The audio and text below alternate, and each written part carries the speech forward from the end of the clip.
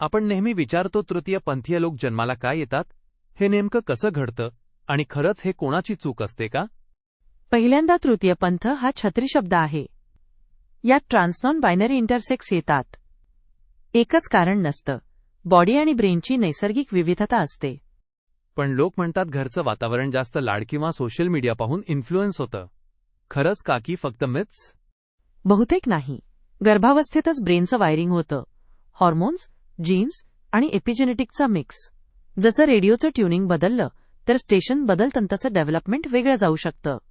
इंटरसेक्सबद्दल?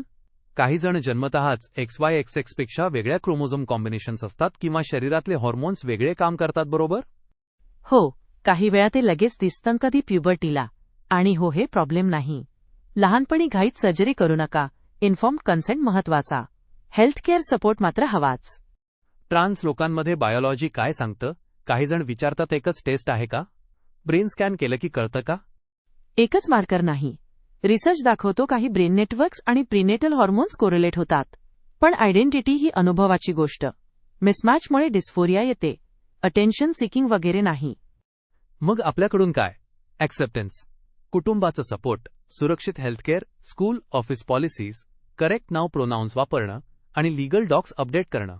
छोट्या गोष्टी फार फरक करतात. थोडक्यात ते असेच जन्माला येतात. नैसर्गिक वैविध्य. अनेक स्पीसीजमध्येही व्हेरिएशन्स दिसतात. आपण संवेदना, सन्मान आणि सायन्स सोबत उभं राहूया. आणि कुणाला प्रश्न असतील तर विश्वसनीय काउन्सिलरकडे नक्की बोला.